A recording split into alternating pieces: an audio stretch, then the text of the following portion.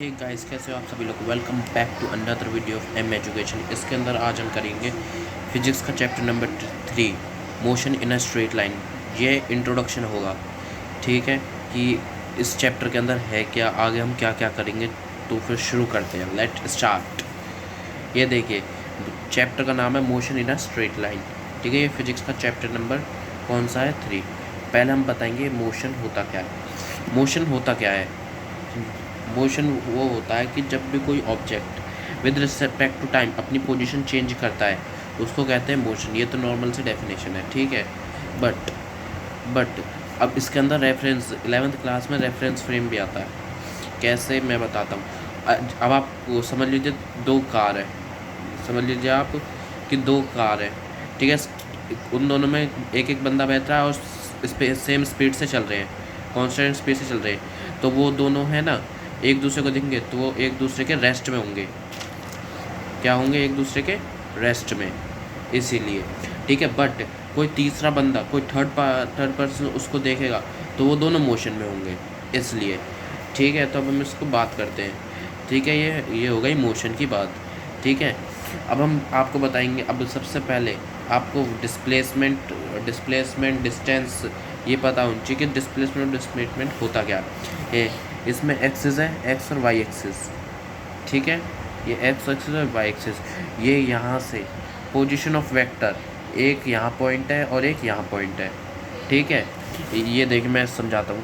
जैसे ये कोई एक डिस्टेंस ए है, ये ए डिस्टेंस है और ये बी डिस्टेंस है। यहाँ से कोई ऑब्जेक्ट ऐसे गया, यहाँ गया, ठीक है। ये इसका क्या है? डिस्टेंस। और डिस्प्लेसमेंट किससे कहते हैं? Shortest part of the distance. Shortest part of the distance, इसका शॉर्टेस्ट पार्ट क्या है? ये। तो इसे क्या कहेंगे हम? डिस्प्लेसमेंट। हमेशा याद रखना कि क्या कहते हैं, डिस्प्लेसमेंट और डिस्टेंस कभी इक्वल नहीं होते, ठीक है। बट इन एक केस में हो सकते हैं, वो भी बस स्ट्रेट लाइन में। मैं समझाता हूँ। जैसे कोई ऑब्जेक्ट ऐसे डिस्प्लेसमेंट, वो मतलब वो क्या कहते हैं, ट्रैवल कर रहा है स्ट्रेट लाइन, कौन सी? ए टू बी, ठीक है। तो इसमें ये यहाँ से यहाँ ट्रैवल कर रहा है, ठीक है। तो उसने डिस्टेंस कितना कवर करा है? यहाँ से यहाँ तक। तो अब डिस्प्लेसमेंट क्या होगी? यही, ठीक है। जो ये मैं अभी आपको बता दूं, जो डिस्टेंस है डिस्प्लेसमेंट से या तो इक्वल होगी या बड़ी होगी, छोटी नहीं होगी, ठीक है। और जो डिस्प्लेसमेंट है ना, वो नेगेटिव भी हो सकती है, ठीक है। डिस्प्लेसमेंट नेगेटिव भी हो सकती है, बट डिस्टेंस कभी भी नेगेटिव नहीं हो सकती। मैं बताता हूँ। ये देखिए, मैं इसी का एग्जांपल लेता हूँ। जैसे यहाँ से यहाँ तक गया, ये उसकी क्या हो गई? डिस्टेंस। अब ये यहीं से यू टर्न मार के आया और यहाँ रुक गया, अभी यहाँ रुक गया, तो इसकी डिस्प्लेसमेंट क्या होगी? यहाँ से यहाँ तक वाली डिस्प्लेसमेंट होगी, ठीक है। क्योंकि शॉर्टेस्ट पार्ट का है ना, तो यहाँ से यहाँ तक क्या होगी इसकी डिस्प्लेसमेंट। बट डिस्टेंस नहीं होगी, क्यों?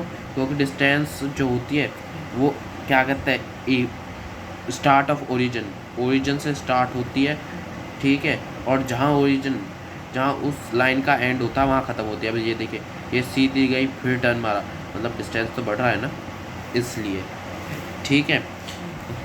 अब इसके अंदर हम पढ़ेंगे ट्रांसलेशन और रोटेशन। ट्रांसलेशन होता क्या है? देखो, इसमें सारे के सारे जो पार्ट होते हैं मोशन के, वो सीधे लाइन में वर्क करते हैं, लाइक डिस्प्लेसमेंट, डिस्टेंस और बहुत से, ठीक है। और रोटेशन क्या होता? इनके अंदर सेम एंगुलर मोशन होता। एंगुलर मोशन का एग्जांपल मैं अभी बताता हूँ। जैसे पंखा, हाँ।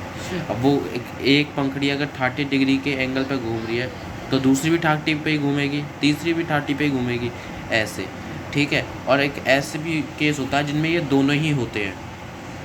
अब आप कहोगे कैसे? मैं बताता हूँ। व्हील का एग्जांपल लो, कि आप क्या कहते हैं, गाड़ी चला रहे हो, देखो उसमें रोटेशन भी हो रहा है ना, व्हील का रोटेशन भी हो रहा है, और आप एक डिस्टेंस से दूसरे डिस्टेंस पे भी जा रहे हो सीधे, इसलिए, ठीक है। समझ में आ रहा है ना आपको? ठीक। अब ये वाइब्रेशन और ऑक्सीलेशन मोशन। अब वाइब्रेशन का मतलब कंपन, हिंदी में इसको कंपन कहते हैं। और ऑक्सीलेशन का मतलब आप ऐसे ले सकते हैं कि एक पेंडुलम है। क्या है? एक पेंडुलम। जो क्या कहते हैं अपन, ये देखिए ये एक पेंडुलम है जो कि अपने ही ओरिजिन के क्या कहते हैं चक्कर लगा रहा है ना, इसलिए ये देखिए। अब हम पढ़ेंगे dimension motion, direction and dimension. इसके अंदर हम मेनली 3 डायमेंशन होती है, 1 डायमेंशन, 2 डायमेंशन, 3 डायमेंशन। 1 डायमेंशन उसे कहते हैं जो स्ट्रेट लाइन के अलोंग करते हैं, जैसे मत केवल और केवल या तो एक्स एक्सिस पे या वाई एक्सिस पे ही, बस, तो कोई दूसरी आ नहीं सकती इनमें, ठीक है। और 2 डायमेंशन क्या होते हैं, जो दो क्या कहते हैं प्लेन पे वर्क करते हैं। अब आप कहोगे क्या example, like an carrom board के अंदर क्या कहते हैं आप गोटियाँ मारते हो, कहीं पे भी जा सकती है ना, वो एक कैरम बोर्ड एक प्लेन है, उसमें कहीं पे भी जा सकती है ना, इसलिए कहीं पे भी जा सकती है, या एक्स एक्सिस वाई एक्सिस कहीं पे भी जा सकती है इसलिए। और थर्ड डायमेंशन है उसको वो क्या कहते हैं कहीं पे भी जा सकती है, मतलब फ्री टू मूव है स्पेस में, वो स्पेस में कहीं पे भी जा सकती है, ठीक है।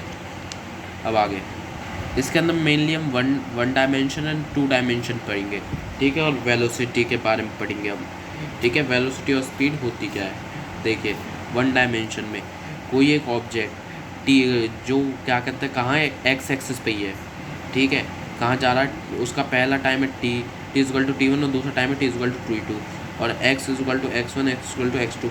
एवरेज वेलोसिटी का फॉर्मूला होता है total displacement upon total time taken, तो टोटल डिस्प्लेसमेंट। और अब देखिए स्ट्रेट लाइन है ना, तो जो इसने डिस्टेंस कवर है वही इसका डिस्प्लेसमेंट होगा, ठीक है।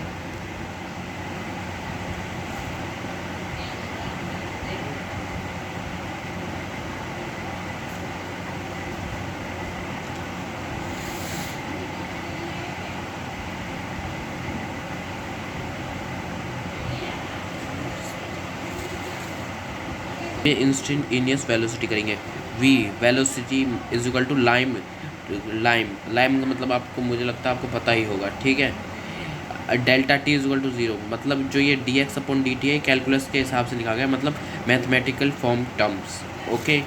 अब हम करेंगे एवरेज स्पीड होती है total distance upon total time, ठीक है।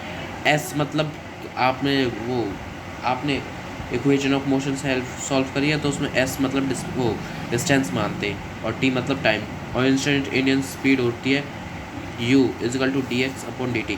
इसमें ऊपर वाले dt का मतलब होता है रेट ऑफ और नीचे वाले का चेंज ऑफ। और इसमें सबसे मेन बात यह है कि एवरेज स्पीड जो है वो कभी भी इक्वल नहीं होगी किसके, एवरेज वेलोसिटी के।